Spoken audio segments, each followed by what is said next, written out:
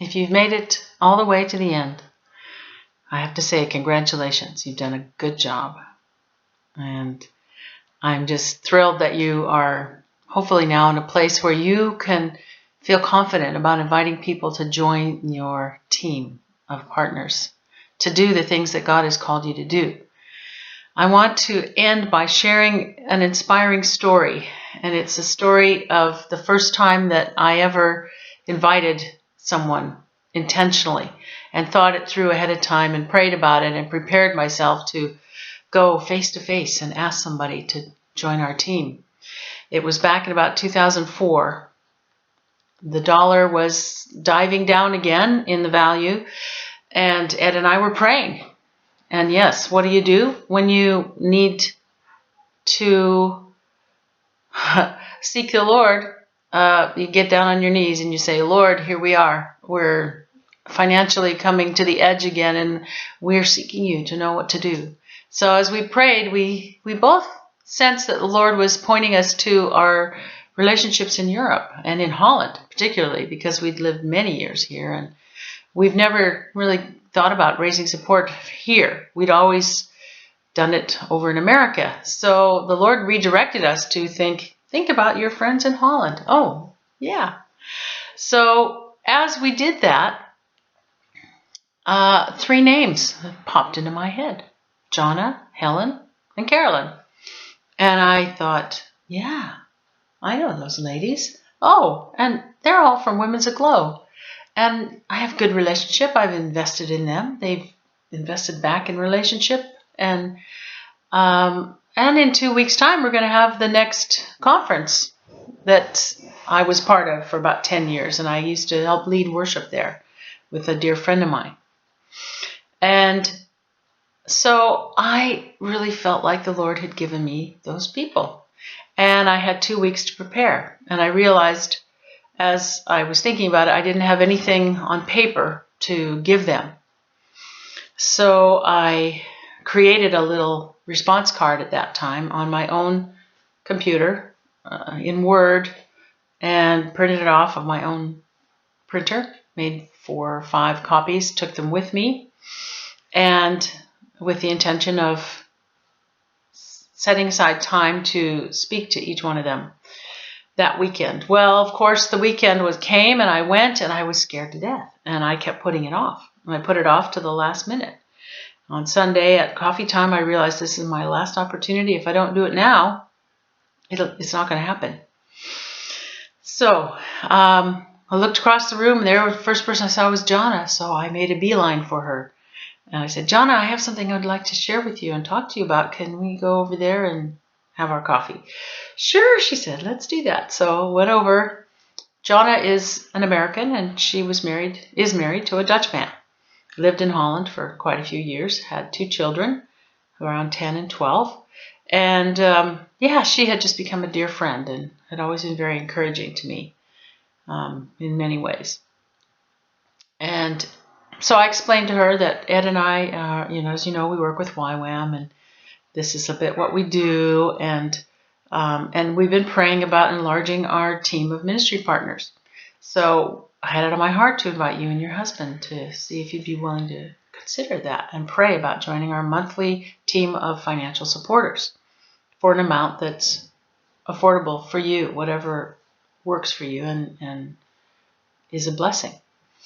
And she immediately, oh yeah, I'd like to talk to my husband about it and pray about it, and I'll let you know. And I said, of course, as I've taught you along through this course, I said, well, can I get back to you in about a week or maybe 2? How much time do you think you need? And she said, no, I think, she said, I'll get back to you. No problem. I said, okay. So sure enough, about 2 weeks later, I got a handwritten card from her in the mail and saying, I shared it with Frank. We talked about it with the kids. We prayed about it together as a whole family, and we decided, yes, we are excited to become partners with you. And we want to start at €50 a month. And if Frank ever gets any bonuses, we'd like to share them with you. But don't hold your breath, because Frank hasn't had any bonuses yet this year, so you never know. And I was just, wow, this is beautiful. This is an answer to prayer. So that started our partnership relationship in that way. And immediately they started giving 50 euros a month. The next thing that happened very soon, maybe within 2 months, we got 300 extra euros, plus the 50, the normal 50 plus 300. And oh, wow, we were just thankful and amazed. And immediately I wrote her an email and said, thank you so much for the extra 300. It's a real blessing. Pardon me. And she wrote back on email, oh, yes, Frank got a bonus we hadn't expected and we wanted to share it with you, which she had said in her card. So I thought, oh, this is great. The next thing we did was invite them to come to a guest love feast that we have at Heidebeke every now and then. And we invited them to spend the night because they live about an hour and a half away. And it ends late at night. And we thought, no, it'd be nice if they just spent the night here. So I made up a nice guest room and put flowers in it and more information about YWAM. They came. We had a wonderful time at the love feast. Ed had never met Frank or Jonna. So this was Ed's first time getting to know them and them him.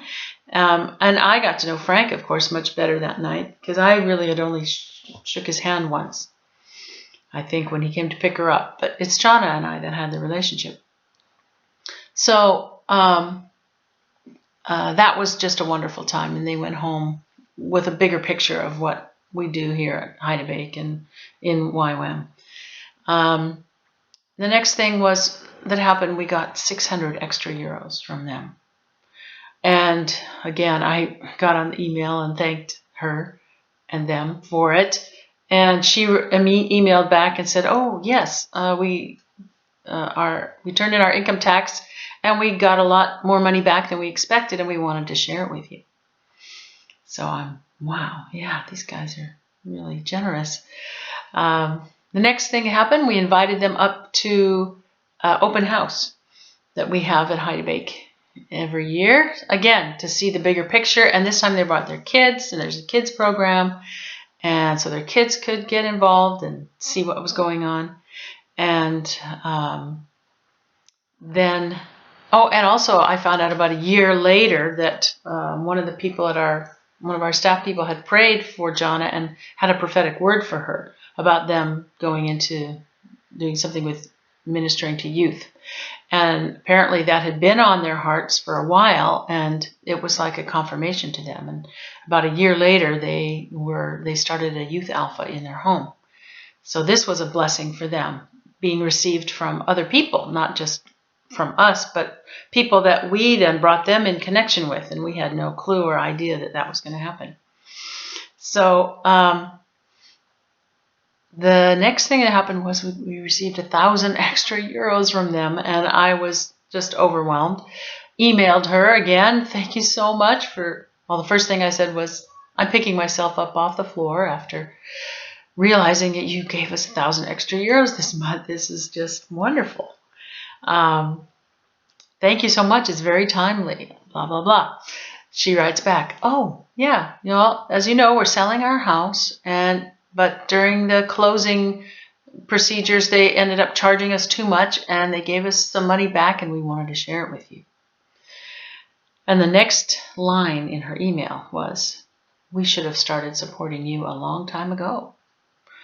And that, to me, was, wow, she sees this as a blessing in their life. And I had already begun to see this pattern going on that, wow, God is blessing them and releasing more resources to them. And they are in a place of happiness to be generous and share it with us. It was teaching me an awful lot about the double blessing in partnering. It's not just about me and us paying our bills or getting enough support. It's also about how God wanted to bless Frank and Jonna. And but financial wasn't the only way that blessing was happening. That was just one way. The next thing, then as time went on, they would come to a conference nearby where we live. And again, they're hour and a half away, so we didn't see each other that frequently. So when they were nearby, then, and we knew they were coming, we said, "Hey, come and have dinner with us." So then their kids came to our home, and that happened a few times. And I remember particularly one time when their kids were playing Xbox with my son Chris. And Chris is my younger son who's handicapped, but he plays a pretty mean Xbox, even so.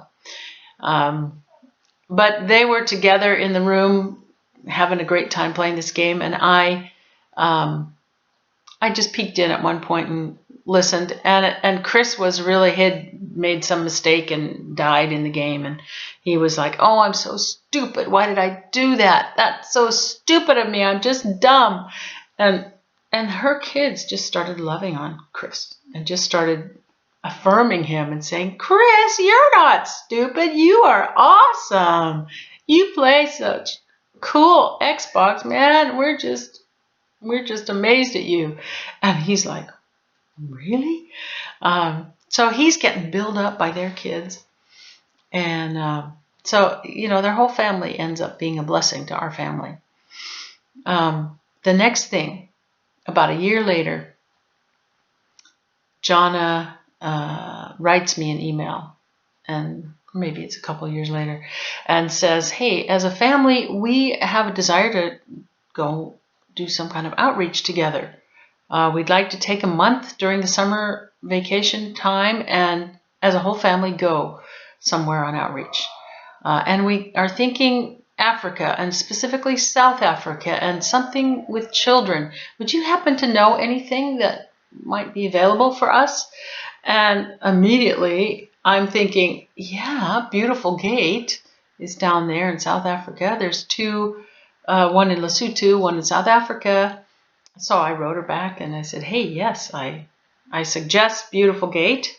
I know some of the people in Lesotho. They used to be on our staff. They're wonderful. I can connect you." I gave her the website links and all of that. And sure enough, that's where they ended up going. And the whole family went for a month and served. That was their heart, just to serve and to get a closer look at ministry and missions and working with kids. And it was just very special and a very special time for them. And I think it left, of course, a wonderful, deep impression on their lives. And I was even thinking at the time, well, you know what? These partners of mine might end up going into missions themselves. But that's okay. It's not about that I keep them as my partners so I get their money. It's about what is God doing in their lives and how is God blessing them through this relationship that we have, and in bringing them in connection. Again, it's the picture of connecting people to other people, which makes provision, whether it's financial or emotional or practical provision or spiritual provision, whatever. God is using people and connecting them together to provide what is needed. And this was a beautiful example to me, just seeing this happening through our whole relationship and step by step along the way. So we have been incredibly blessed by them, and we've seen how God has used our relationship to also bless them and broaden their view and understanding of ministry and missions, giving them more passion, I think, and heart themselves to be involved. And really, this is what partnership is about. It's a two-way street. It's not about me and my needs and my lack of money. It's about the kingdom growing and God connecting people who are like-minded and have a desire to serve Him and bringing them together. And God is going to bless those people that He connects you with. And if I had been too afraid and stayed in that place of fear and intimidation and believing the lie that I'm burdening people, if I'm asking them to support me, then this relationship wouldn't have happened.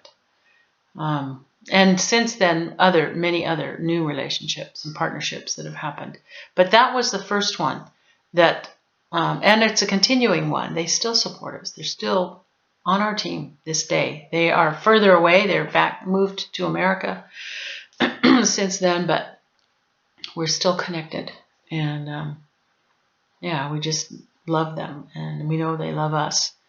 So I want to really, in a sense, commission you to go forth and as God speaks to you about relationships that you have, that you would come into that place of confidence and freedom to invite, to give opportunity to them to join you, and to not allow the lies of the enemy, the mammon issues and thoughts of, but who am I? I'm not worthy for people to give money to. Again, it's not really about you.